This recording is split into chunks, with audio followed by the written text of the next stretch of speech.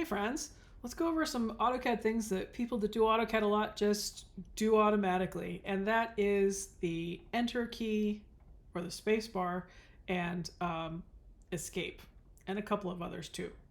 So those two keys, Enter and Space, are the way that you navigate into and out of commands. So I just type CO to start the copy command and I hit spacebar with my thumb to actually enter the command so that the user interface changes.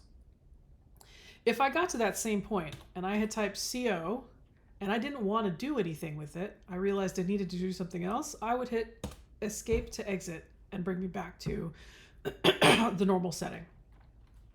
Let's say that I'm halfway into fillet and I've selected something and I go, oh, I don't actually want to fillet it, escape to exit. You also have undo and redo commands. You can type them. And you can give it a certain number of operations to undo. And it will tell you what you undid. Hey, look at that. Or you can redo commands. Let's say redoing everything we just did. So you can also Control Z to keep going back further. Or you can Control Y. Of note, all of the things that you do, including movement, can be Control Z'd.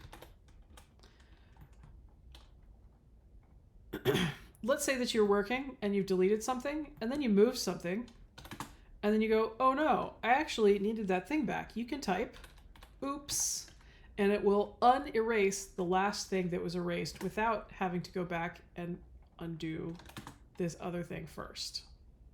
Lovely.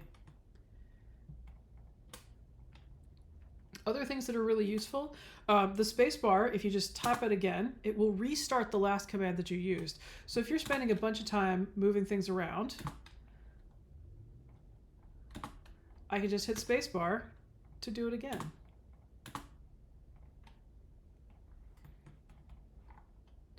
There are a few commands that require you to hit enter, but you'll come across those as you go. Hope this was helpful.